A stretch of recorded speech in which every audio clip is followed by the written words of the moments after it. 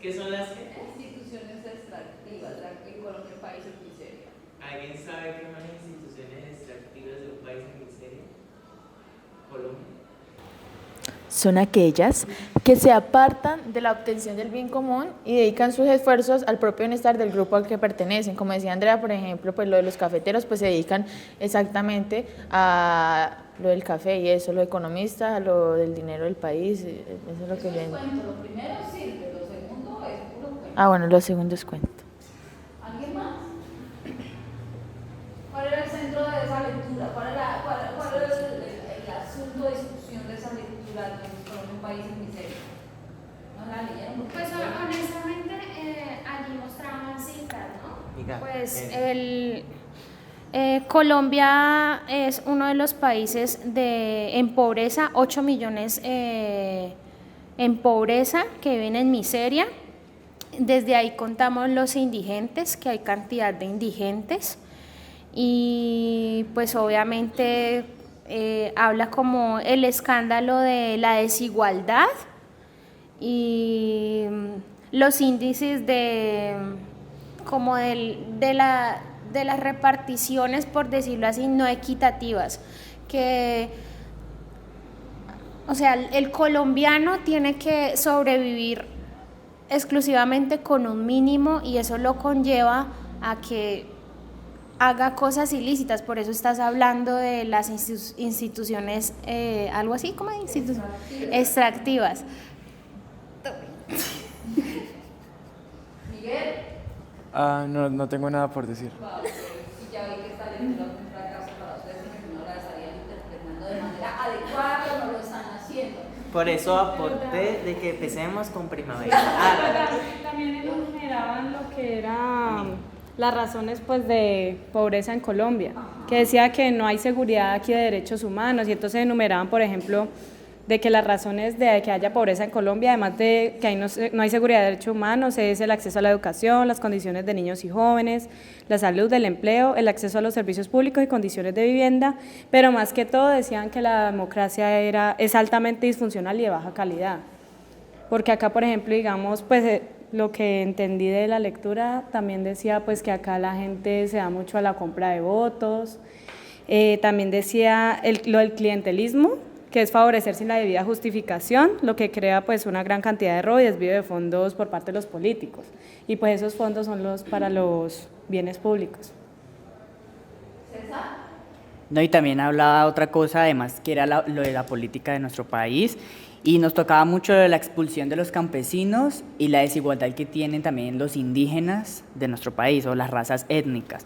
También nos dan algunas cifras de que, digamos, el 1% de las familias acá más ricas y de las empresas transnacionales son dueñas casi del 81% de, digamos, de todo el país. Y es eso de lo que tú hablas de las empresas extractivas, pasa mucho también con eso. También nos comenta mucho la lectura, que digamos que todo el dinero, aparte de que Colombia está aliada con Estados Unidos, el dinero que Estados Unidos le entrega a Colombia o que tiene hacia acá, digamos, el porcentaje más alto es para la guerra, o sea, para lo que es armas, sí, todo lo que tiene que ver con la guerra en este país. Entonces también hablaba mucho de eso.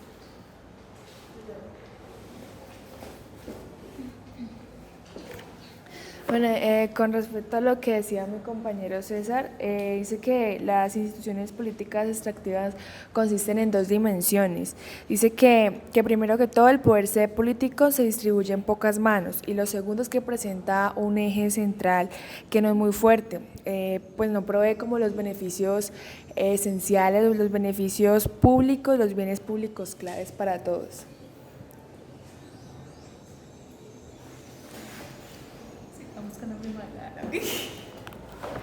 Entonces, en síntesis de la lectura, quiere dar a mostrar de que si Colombia es un país tan rico en todos los aspectos que tiene, sociales, culturales, políticos, económicos y demás, ¿por qué existe la miseria en el país? Básicamente, si tuvieras la lectura a detalle, le sería Eh, el tema de Lo que dice él, pues, ¿por qué? Porque las élites se concentran en todo, o sea, todo el interés de las élites está en ellos mismos, no en ayudar a los sectores más vulnerados del país. Entonces, aparte de que están vulnerados esos sectores, o sea, donde la gente está más pobre, la élite se aprovecha de esa pobreza y no los ayuda, o sea, solo es el bien común de ellos, de nadie más. Entonces, por eso vamos en decadencia, decadencia, decadencia, porque no hay como ese pensamiento colectivo. Dice la compañera que hay como un pensamiento muy individualista. De las minorías en Colombia, ese es totalmente un ejemplo de la extracción. Es una radiografía total del panorama colombiano. Muchos lo tocaron por ahí, del clientelismo, hablan de toda la disfuncionalidad un poco del ejercicio político porque el poder está centralizado. Hace referencia a instituciones que son extractivas, es decir, que están en las regiones sacando productos, sacando oro, sacando carbón, sacando producción, pero que no están retornando ese tipo de procesos. Entonces, básicamente, si uno lee cuidadosamente lo que es el ejercicio, los que no lo hicieron, que lo hagan cuidadosamente, y los que lo hicieron, que lo hagan a profundidad, es que lean. Este texto es radiografía, incluso te da unas pistas de cómo funciona la política y cómo estas instituciones que están para salvaguardar los intereses nacionales terminan a través de la norma, a través de la triquiñuela política, también favoreciendo esos procesos donde no se está primando, no se está protegiendo una cosa que ustedes decían, que es el bien común, que es el retorno, ¿cierto? Pero entonces ahí al lado de una sociedad amañada por el tema del clientelismo, por el tema de los votos, por el tema de que todo se arma sobre esa medida. No sé, ¿tú leíste el texto de Colombia, un país en miseria? Aquí se da la pregunta si Colombia es un país extremadamente rico en muchos aspectos.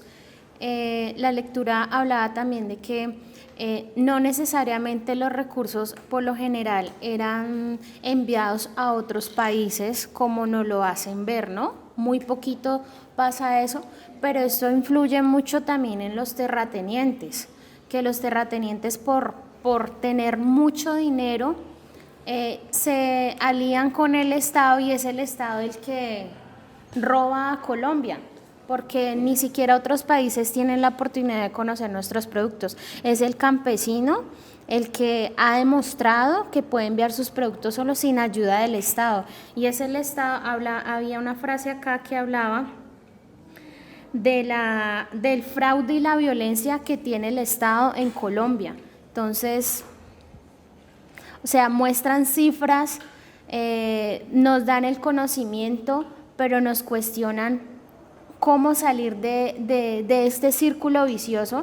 Si somos el país más rico incluso que Brasil, incluso que Japón y Corea del Sur, que son unos países en alta potencia, sí sean desarrollados, pero nosotros en cuestión de minería, en cuestión de agricultura, en muchos aspectos somos bastante ricos, pero eso es culpa del Estado porque nosotros propiciamos eso. Entonces, pero no solo el Estado, ¿no? Yo creo que ahí tienen que ustedes reflexionar. Hay de dos tipos de instituciones que tenemos en el Estado: instituciones incluyentes y instituciones extractivas.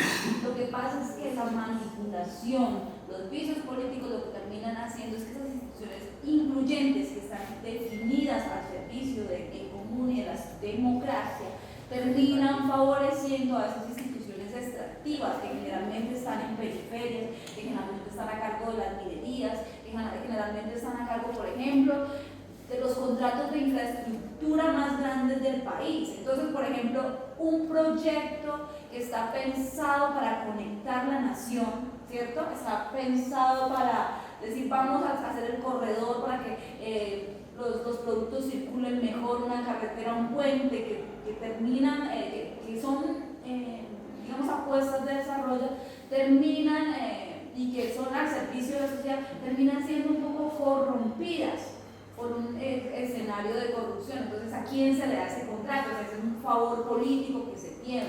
qué tipo de recursos se utilizan para eso, se desvían recursos de otro para eso, se cobran a un más alto precio, o lo que ha ocurrido con algunas construcciones, se cayó un puente, ¿no? Acá se cayó un proyecto de puente. Yo no sé si ustedes han visto, yo veo mucha tradición, soy consumidora, pero trato de ser consumidora en el sentido de que pues, eso me deje algo. Por ejemplo, si uno ve el Distrito Salvaje, uno se da cuenta de que hay unas tribuneras específicas y eso está montado sobre la ficción, pero ficción que está referida un poco a esa realidad de cómo funciona el país, los derechos económicos, los favores políticos. Entonces, piensa en eso, tenemos instituciones que nos representan, obviamente el Estado está organizado y está diseñado para que favorezca todo el tema social, ¿cierto? Tenemos instituciones en ese sentido, pero algunas veces esas instituciones incluyentes terminan haciéndole el favor a instituciones económicas. Por ejemplo, el tema de la salud. Se supone que la salud es un beneficio que nos provee el Estado. Si realmente el Estado no se organizara, pues nosotros no tendríamos mucho acceso a salud, ¿cierto? Pero en algún momento termina cediéndose eso a un consorcio privado, o hay unos malos manejos, o hay unos desbordes de los recursos. Entonces, eso termina como en las manos de quien no debería terminar. Yo creo que la invitación aquí es a un tema muy, muy puntual, y ese es también el tema de este curso, que es la veeduría. Dejemos de pensar, ya, por Dios, dejemos de pensar es que a nosotros nos deben el favor de.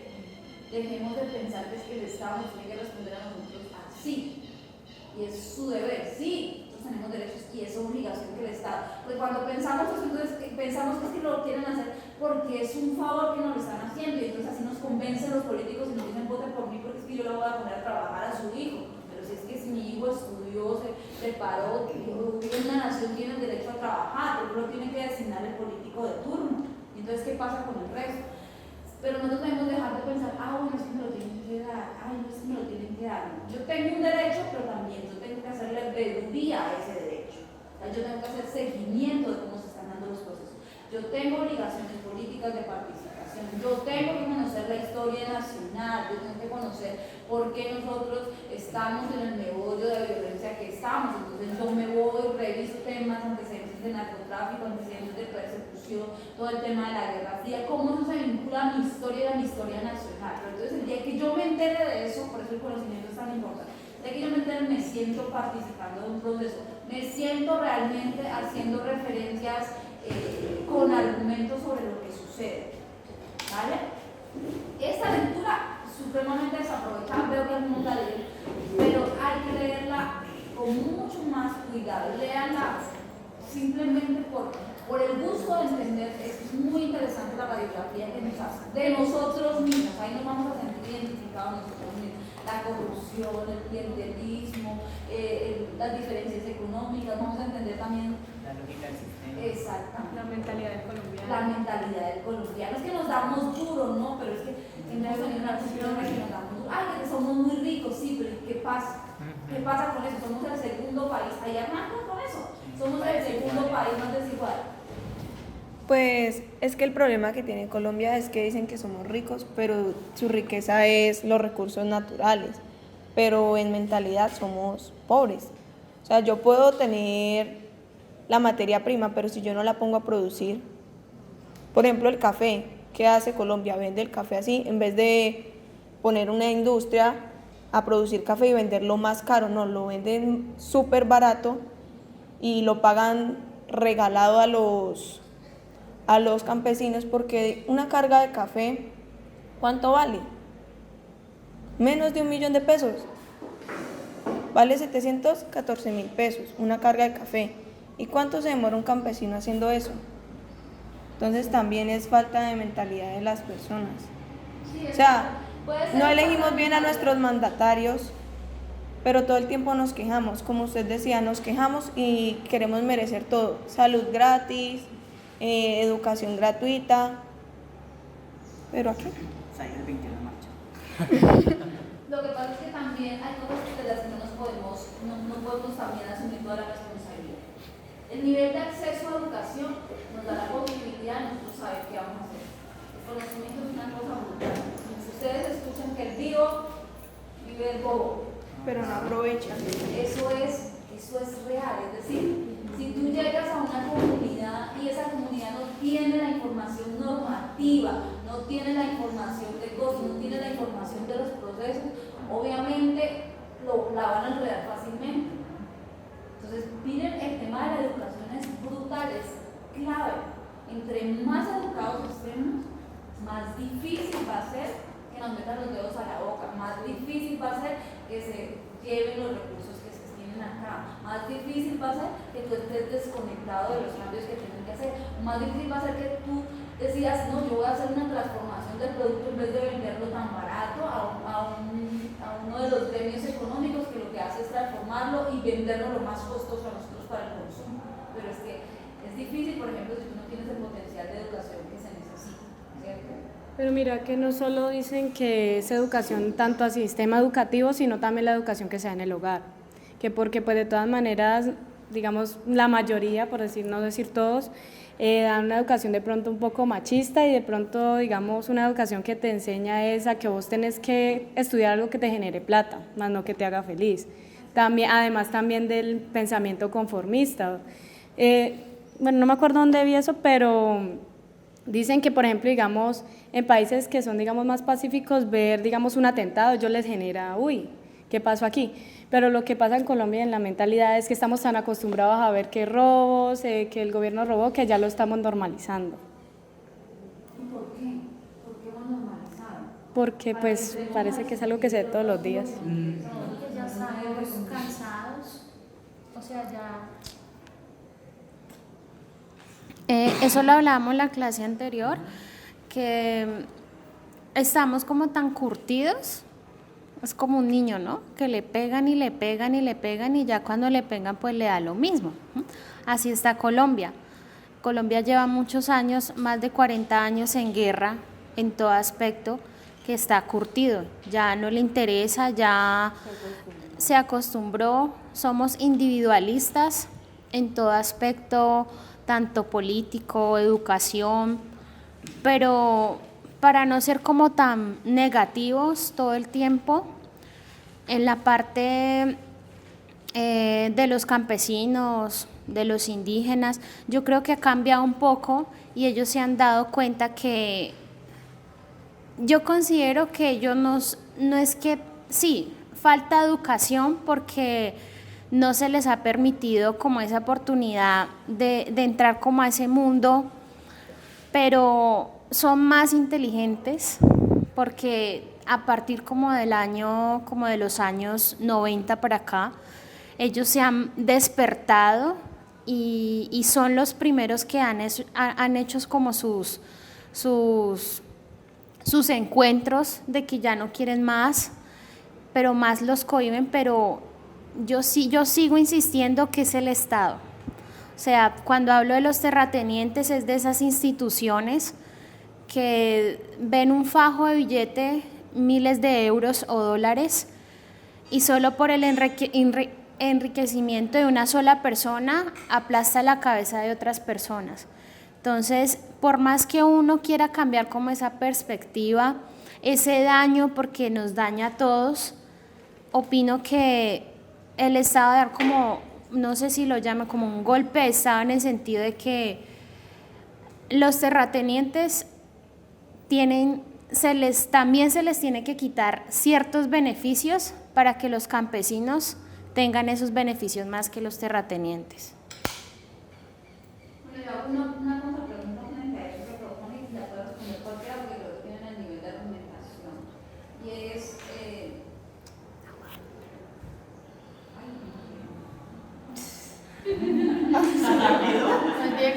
Juan Diego lo va a participar. Bueno, pues nuestra sociedad pues está en proceso de transformación. Entonces, Colombia pues en años anteriores siempre ha tomado una postura muy cómoda, muy light, y la verdad no se ven los resultados, porque esa mentalidad individualista que lastimosamente nosotros tenemos no hace como esa unión colectiva para nosotros poder reivindicar nuestros derechos. Entonces vemos cómo los empresarios y multinacionales cada vez se van adueñando de nuestro país. Ya prácticamente nosotros hemos perdido en un 60% nuestra identidad, porque vienen otros países a colonizarnos con otras culturas que no es la nuestra. Entonces vemos que el capitalismo internacional ha abarcado todo, casi que el 90% del Producto Interno Bruto de todos los países, y ve que todos nuestros recursos se van a una mano de un puñadito ahí, que es una pequeña élite. Entonces, por eso en nuestros países no se ve el desarrollo. Por eso vemos la corrupción, la violencia y toda esta problemática de inseguridad, robos, todo eso. Entonces yo digo que Colombia pues está reaccionando, y ya lo hemos visto estos días en Bolivia, en Chile, en Ecuador.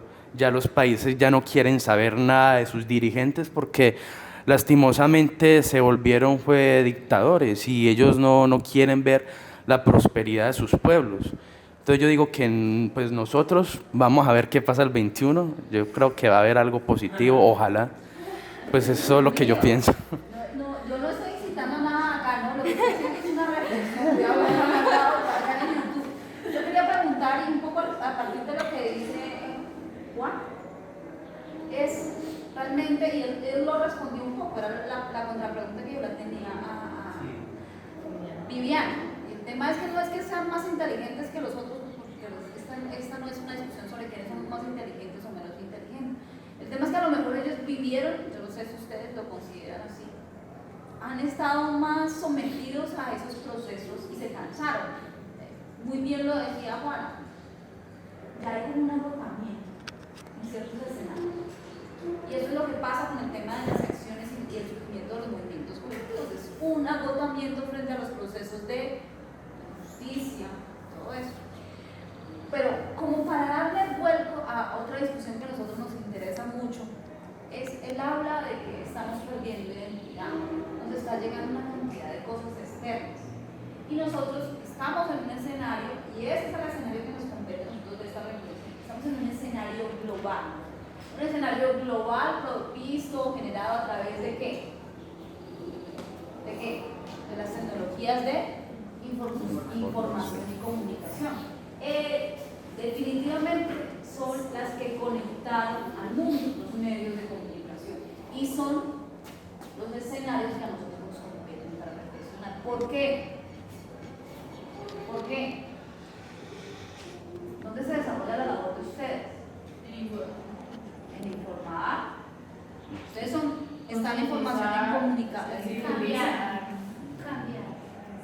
Pues es como causar impacto social. Pero también el problema que eso genera es que no siempre dan la información veraz, y a veces se utiliza, o sea, se transmite información conveniente a modo de no perjudicar a las personas que...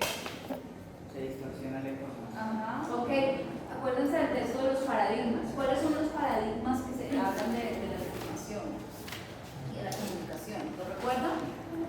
La modernización, La dependencia. la dependencia Y la multiplicidad. y la multiplicidad. ¿Alguien me quiere explicar, por ejemplo, ese de la dependencia? Antes de cambiar ya de tema, digo que los comunicadores, o la función que cumplen, más que informar o difundir información y cambiar la sociedad, es buscar esa identidad que se ha perdido. Básicamente es eso, es demostrarles de que sí, lo de afuera está bien que venga a nosotros, hemos adoptado cosas de afuera y no está mal, pero que eso no se vuelva una distracción de la realidad que estamos viviendo, y que esos aspectos externos no afecten la identidad que nosotros tenemos, en el territorio en que hemos estado, en el contexto en el que hemos vivido, la historia que hemos cargado, y que eso no se vuelva a repetir.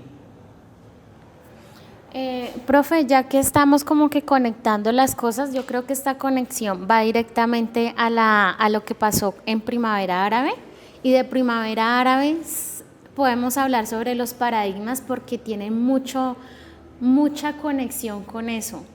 Entonces, no sé. ¿Cuál paradigma podría tener conexión? La modernización. ¿Y qué más? Democratización también. Entonces, ¿alguien quiere? La primavera árabe. Listo, primavera árabe. ¿Qué acontecimiento entonces? Mira, lo que pasó hace 9 Fue en el 2010. años, allá, en todo ese escenario, que empezó ¿en dónde? En Túnez, Y después, ¿a dónde? Egipto. Exactamente. Eso puede ser una referencia un poco de lo que está pasando hoy en día en Latinoamérica, Ujú. ¿cierto? Había un cansancio. Chile, Bolivia, Ecuador. Exactamente. Pero ese cansancio, digamos que está apoyado en un escenario que a nosotros nos interesa brutalmente. Es que si como comunicadores no entendemos que nuestra sociedad tiene un proceso de socialización real aquí, pero también tiene un proceso de socialización mediado por las TIC, estamos fregadísimos. Así que es nuestro deber empezar a analizar qué es lo que pasa con ese proceso. Entonces vamos a hablar un poco de primavera árabe. Vamos a empezar un poco con lo que nos proponen en la actividad, que es, bueno, cuál es el acontecimiento, y eso lo vamos a conectar. Conectémoslo todo con lo que hemos mencionado. ¿Cuál es el acontecimiento que detona el proceso de la primavera árabe? ¿Cuál es? Pues se entiende en el texto de que el acontecimiento que inferió para dar toda esta primavera árabe y todos esos alzamientos, protestas y demás fue una...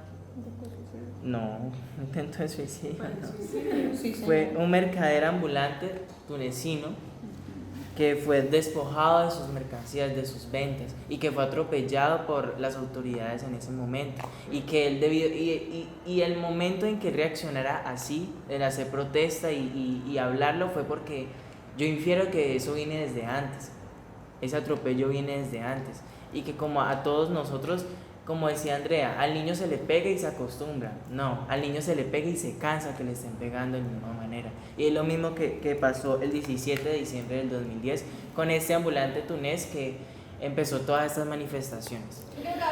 Pero, profe, pero ahí es donde yo voy, que yo sigo insistiendo que es el Estado el que propicia esto. Pero ¿saben por qué empezó esto? El antecedente mayor fue por el dictador Sinali Abid, que fue el dictador más fuerte de ese entonces, que quería oprimir al pueblo. Ya el pueblo estaba tan cansado, pero el antecedente mayor empezó por él, que ya el pueblo se cansó. Y lo más impactante de esto es que no hubo necesidad de que estuvieran los medios, de un ejemplo de que viniera, no sé cómo se llama, una red de allá de televisión o de radio. Es que cada sujeto se tomó la delicadeza o la fuerza de coger su celular y grabar. Sí, muy pocos muertos, pero lo que les impulsó a ellos fue: necesitamos que el mundo entero se dé cuenta cómo el dictador nos está oprimiendo, y es lo que le falta a Colombia, porque Colombia lo que está haciendo es que toma un video porque se está ensangrentando, tomamos unos memes y ya. La falta de libertades, ausencia de democracia, libertad de prensa y la violación de derechos que se vio con este señor Mame, que era pues un comerciante, y cuando ya vino la policía, y ahí fue donde hubo una violación de derechos. Entonces él fue a que lo auxiliaran y nadie le prestó atención. Entonces ahí donde él decide pues ya suicidarse, y ya como que la comunidad ya dice: uy, no, debemos hacer algo porque también se nos está violando los derechos. Entonces, además de eso, empezaron a tomar esta herramienta que es la internet y el celular para que vieran lo que estaba sucediendo, porque ellos no tenían como la libertad de prensa.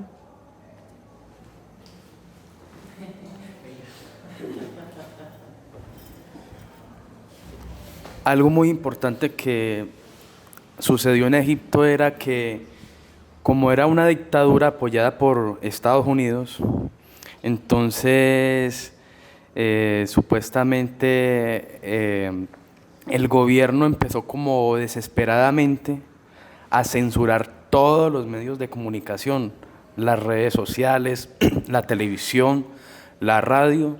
Entonces, cuando se convocó el día de las protestas, resultó que la gente se dio cuenta que estaban prácticamente sin nada de comunicación.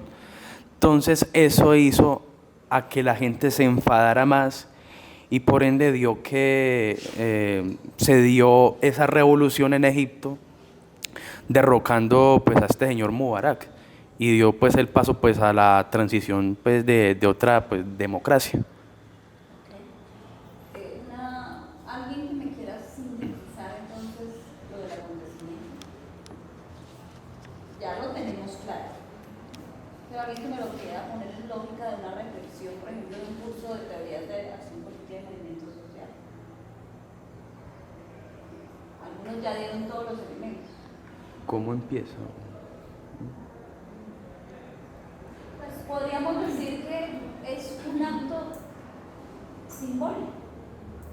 Que desató toda esta reconfiguración. Como el impacto de las redes sociales. Pero es que ella está hablando del primer momento, lo de Túnez, es que se fueron rápido a Egipto y no han concluido primero lo de... Exactamente, entonces el primer momento es una inmolación. Esa inmolación es el símbolo de algo. La historia de él es una historia de abuso, ¿cierto? Veo a Miguel ahí sufriendo con esa cámara. Es una historia de abuso, ¿cierto? De reincidencia de una situación que vive. Un problema, se le llevan, como le sucediera a un vendedor ambulante, se le llevan su único sustento. Entonces protesto. El acto simbólico es ese, la inmolación, se quemó. O sea, debe uno estar supremamente cansado pues para quemarse. Y frente a ellos es un desafío también, es decir, de verdad estoy mamado, yo me muero, pasa con los liderazgos. No es fácil, por ejemplo, asumir un liderazgo frente a la injusticia. Me quemo, y es que saben ustedes que los que han salido en Latinoamérica a protestar, muchos no han regresado a su casa, supremamente, o sea, con una convicción de que salen, nunca se imaginaron que salían y se morían. Y es que eso pasa, ¿no? Y ese acto simbólico, que no solo ocurre ahí, sino que incluso lo vemos acá en Latinoamérica, fue lo que desató esa reconfiguración y eso hizo como que el levantamiento hacia los otros países del Medio Oriente. Es el cansancio. Y se dice que en tan solo 2 meses fue que alcanzaron esa libertad del mandatario a Ben Ali. Que en tan solo 2 meses lograron lo que por mucho tiempo habían aguantado. Y eso fue lo que alentó, ahí viene lo otro, que es lo de Egipto. Y cómo, o sea, el ser humano tiene que llegar hasta ese extremo para poder crear como una conciencia colectiva.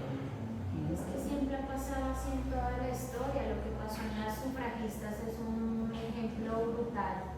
Tuvo que morir alguien para que el mundo entero se diera cuenta que los derechos humanos de las mujeres valen.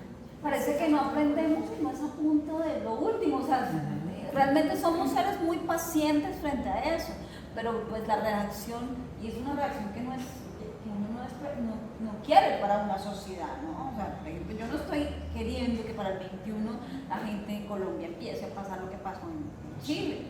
Sí, levantamiento muy duro, pero tendríamos que llegar a tantos extremos, desangrarnos. Porque hay que tocar fondo para poder.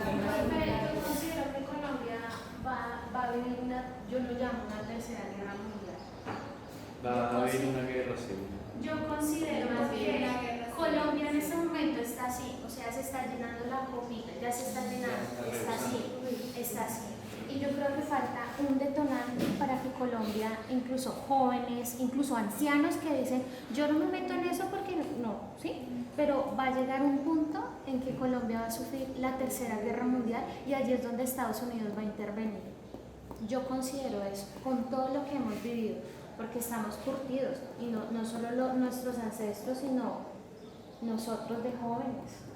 No, sí, estamos acostumbrados a que tenemos que guerrear, pero es que en serio, si no sacudimos la tierra, Lo que pasa es que nosotros sí hemos vivido una guerra, nosotros sí somos, o sea, no somos los únicos, no la hemos vivido así detonada como en algún momento la pues, Chile, Argentina, pero nosotros sí tenemos unas cifras que dan cuenta de una violencia constante.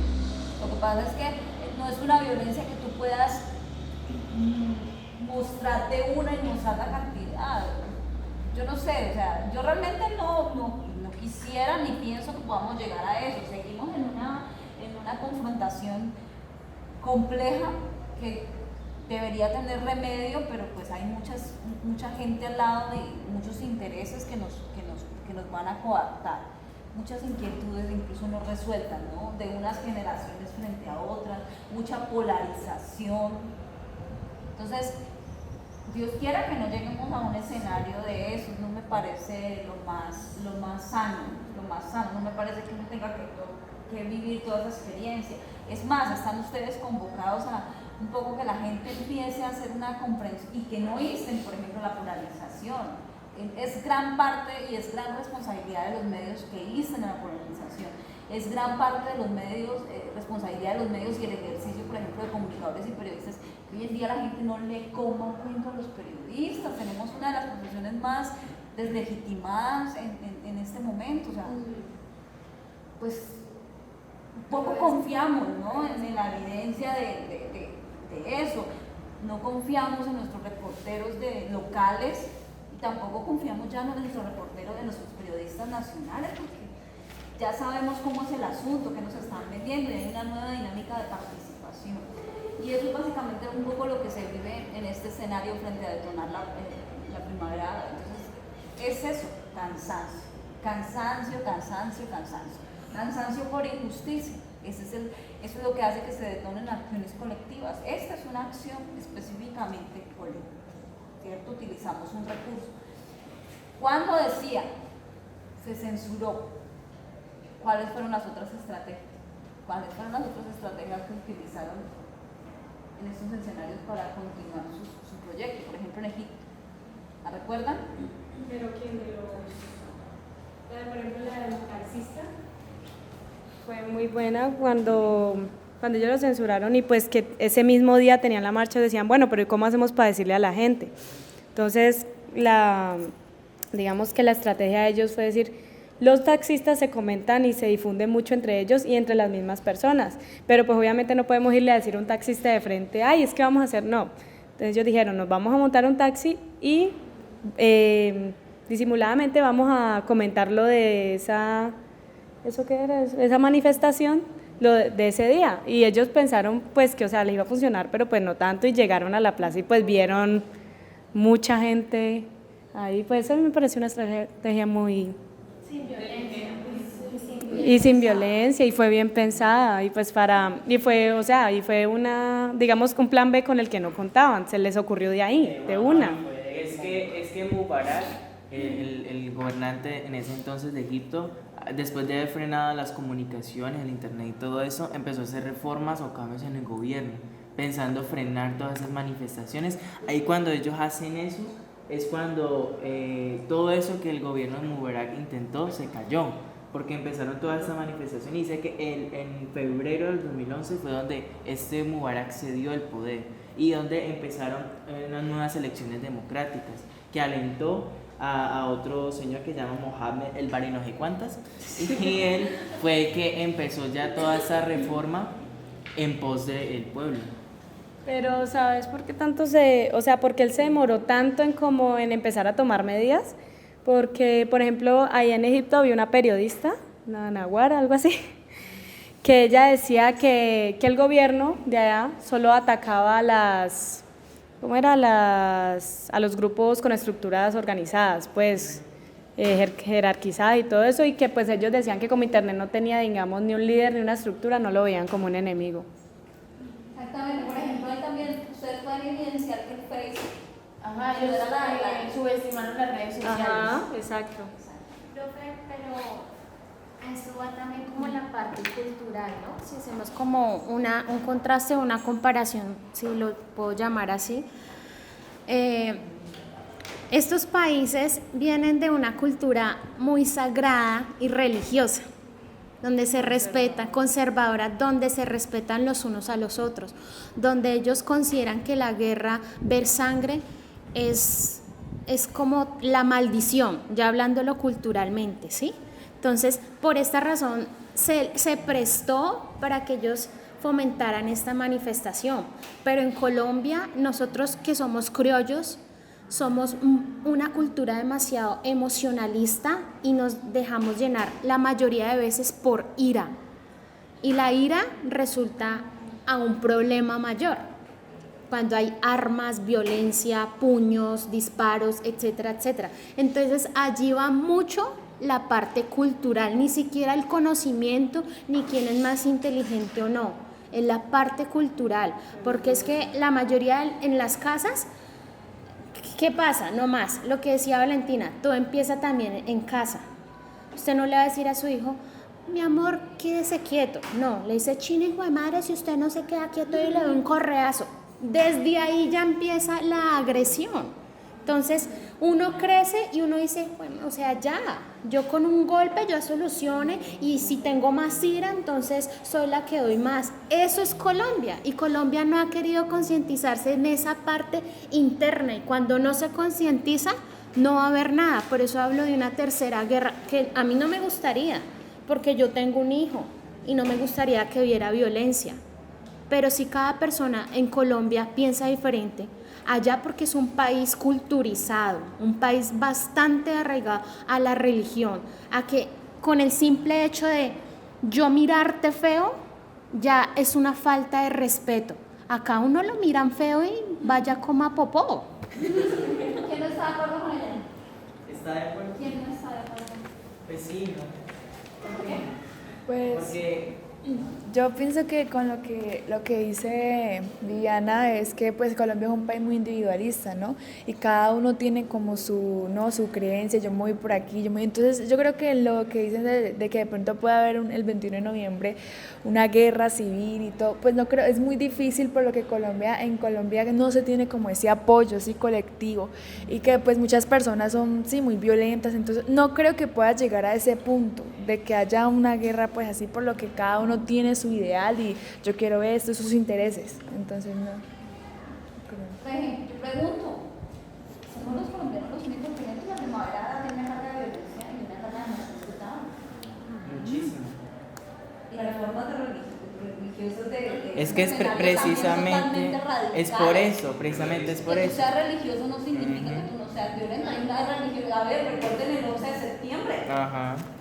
Y eso está apoyado en un proyecto desde una concepción religiosa. Usted se va a ver y las personas que van más, o sea, no se generalizan, pero en muchos casos, va a las iglesias cristianas, las personas que son más creyentes, son las que han tenido un pasado fatal, pero último se entregan a la religión, pero ¿qué han hecho? Han sido tomatrago, le han pegado a la mujer, han abandonado la familia y luego buscan a Dios para que le perdone sus pecados. Y es que el tema es que cuando nos remordimiento de por ejemplo, conciencia. para las religiosos terminamos convenciéndonos de cosas que supuestamente para mí como practicante pueden ser que están bien y el otro no. Entonces ahí empieza la confrontación. Entonces yo por ejemplo difiero ahí en esa partecita, que sea religioso o que no sea, no significa que sea más violento. Difiero en el tema de que los seres humanos somos totalmente emocionales. Primavera Árabe es producto de una reacción emocional. La diferencia. Latinoamérica es producto de la relación. Hay gente que sale totalmente violenta a esos escenarios. ¿Por qué? Pues se cansó la forma de reaccionar ese ejercicio de violencia. Entonces, ojo con eso. Tampoco nos demos tanto palo a nosotros. Tampoco nos demos tanto palo porque no somos los únicos que estamos que somos de pronto esas personas que le hemos dado la espalda a unos temas que tendríamos que tenerlos de frente hace rato. Sí les hemos dado la espalda. Sí le hemos dado la espalda a la violencia. Hoy un chiste, por ejemplo, que se me ocurrió que me parece supremamente salvaje, pero le dije a mi mamá, porque asesinaron a unos escoltas de líderes sociales en el Chocó. A mí se me ocurrió el chiste y todo, pero es una cosa brutalmente real. Esto es más peligroso que ser escolta de líder social, por Dios. Por Dios, eso es una cosa gravísima. Pero eso es una realidad en este país. una realidad en este país. Entonces, y nos acostumbramos entre lenguaje y lenguaje a que asumimos eso. Decir ese chiste, para mí, me estoy autocensurando porque es que me parece supremamente horrible. Me parece supremamente horrible jugar con un escenario de realidad tan brutal. O sea, imagínate que a uno le digan, vea, usted va a ser el escolta del líder social. Usted sabe que en este país no se respeta eso y nosotros hace rato le estamos dando la espalda a ese tipo de escenario. Los medios de comunicación lo toman, pero no le han dado la trascendencia que deben darle.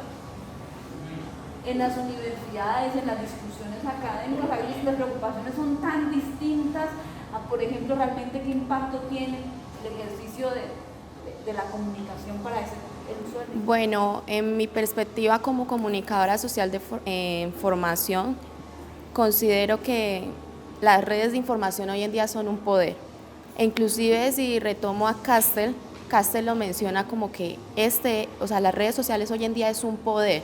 Por medio de ellas tú puedes mover un colectivo y puedes ser un agente de cambio, porque digamos si tienes un enfoque bien claro, tú puedes, digamos, mentalizar, porque inclusive se puede hacer por medio de las redes y crear una gran masa, porque ese es el objetivo de las redes, mover masas, y más si tú eres un comunicador social, ese es tu objetivo, digamos que ese es nuestro objetivo, ser agentes de cambio. Y nuestro enfoque siempre tendría que ser mover masas. Tenemos ese poder de persuasión para poder mover un colectivo con un fin y en este caso que sea importante. Entonces, las redes son indispensables. Ahora, como civil, hoy en día vemos más personas del común moviendo las redes que los mismos comunicadores. Digamos que tú como ciudadano cualquiera estás moviendo colectivo, por lo menos para la marcha del 21. No las incentivaron los medios, no lo hizo un comunicador, lo hizo las mismas personas del común que quieren ver un cambio. Entonces, la ventaja de las redes sociales es que si tú las usas para bien, puedes generar un cambio positivo, en mi pensamiento. Sí, para bien. Pues, considerando o teniendo en perspectiva las redes, considero que ahora son una especie de masificación brutal, porque es que ahora todo el mundo puede opinar. Tenemos redes sociales como Twitter, Instagram, Facebook, en donde todo el mundo está disponible y libre de opinar, libre de crear, libre de causar un impacto. Incluso con la llegada de las tecnologías tenemos algo que me parece, pues, de cierta forma importante, que es, por ejemplo, los influencers, que son esta gente que puede mover masas. Y si una persona que es medio famosa en Instagram dice que tenemos que ir a hacer tal cosa, la gente lo hace. Y es que ahora las tecnologías nos permiten tener ese poder, esa capacidad de convocar sin necesidad de tener alguna especie de poder político o sin necesidad de ser necesariamente alguien famoso. Es esa simple posibilidad de poder estar en contacto con todo el mundo, tener pues básicamente todo el planeta en un solo sitio, es una oportunidad magistral que gracias a eso, como es el tema de la primavera árabe, se logró solucionar un conflicto casi de forma pacífica, porque en realidad las víctimas no respondían de forma violenta, por el contrario, ellos solamente grababan y publicaban. Y cuando se les fue censurado lograron conseguir la manera de acceder a redes extranjeras y seguir publicando ahí. Y eso pues es lo que genera desde mi perspectiva y como comunicador impacto social, porque ayuda a mover, ayuda a darse cuenta. Más que hacer un reportaje, más que hacer una crónica, es vivir cada una de las partes casi que en carne propia, porque estamos viendo perspectivas que son únicas y que son de las personas que están siendo pues más afectadas, y es lo que ahora la tecnología permite. Y creo que eso es una ventaja a lo que fuimos hace muchos años, porque como lo digo ahora, ahora tenemos facilidades, ahora tenemos esta inconformidad, que incluso sea recocha o no, los memes son una revelación de una cultura, de un imaginario social. Y por ejemplo lo del 21, eso pues aunque han habido muchos memes, eso incita, quiera o no, eso incita y la gente les hace caso, entonces sí, se queda grabado, eso es más efectivo que un jingle, por Dios. Entonces creo que es fundamental ahora, es como una especie de, no sé, quinto elemento, está fuego, aire, tierra, internet. Porque es que ahorita ya con eso... Sí, es que incluso estaba hablando y ahora hace parte de nosotros, porque justamente esta mañana estaba hablando con Jessica y es, por ejemplo, uno a un lado y se le queda el teléfono y uno ya se siente incómodo. Ahora uno ya genera la necesidad de saber, de conocer, de estar en contacto. Entonces es esa facilidad la que ayuda a que la sociedad se mueva con respecto a los medios. Mira que uniendo los tres opiniones de los compañeros, ella, qué pena, no hágale. Bueno, no pasa nada. Que uniendo las tres, vemos que ahora hay más colisiones de lo que veíamos la primera clase sobre el asunto colectivo. Porque los comunicadores tienen esa función, ¿no? Influir, traer identidad al pueblo y que las personas reaccionen a. Pero vemos de que ahora hay más polizones y de que no están tomando las identidades como son. Un comunicador hace eso, mueve masas, pero no lo están haciendo. La gente común, entre comillas, es la que está reaccionando a todo eso. Entonces, como lo vemos acá en Colombia, como lo vemos en la primavera árabe, había gente que sí apoyaba estas protestas y sí apoyaba estas revoluciones, pero habían otras que no, que querían ese mismo, el porvenir para todos, pero no hacían nada para proteger los bienes, como decía Andrea. Yo tengo un hijo y no quiero que esté en una guerra. Ese pensamiento de madre lo tiene un empresario y yo no quiero que mi empresa se acabe, o yo no quiero que, ¿sí me hago entender? Entonces esos son los polizones, los que quieren que el país esté bien, pero no hacen nada al respecto. Pues respecto a lo de los medios de comunicación, o sea, sí es una ventaja que las personas del común como tal comiencen a utilizar estas plataformas para compartir información, pero hablando como tal de los medios, hay que tener en cuenta que no todos los transmiten este tipo de cosas no porque no quieran, sino porque su trabajo no se lo permite. O sea, hay simplemente información que no pueden compartir porque van contra el sistema. Entonces muchas veces no es que ellos no quieran como mostrar sus intereses o sus ideales, solo que simplemente no se lo permite, les toca limitarse un poco. Entonces, en gran parte sí es una ventaja que una persona del común como tal, que no tiene que estar limitada a lo que puede hablar, haga este tipo de ¿cómo se dice?, de interacciones y estas cosas. Solo una pequeña cosa, algo la profe nos decía en la clase pasada era, estamos dispuestos de sobrepasar o pasar esos límites por lo que está diciendo Daniela. Algunas personas no pueden o no se sienten en la capacidad de decir, no muestro esto, no hago esto, o por miedo, o porque pierdo el trabajo, o porque X o Y motivo. Y la profe nos puso a pensar, ¿estamos dispuestos a pasar esos límites en pro de un colectivo y un bien común?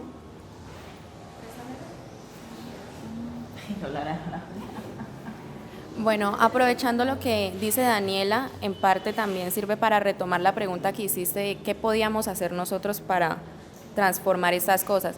Yo creo que se pueden utilizar estrategias.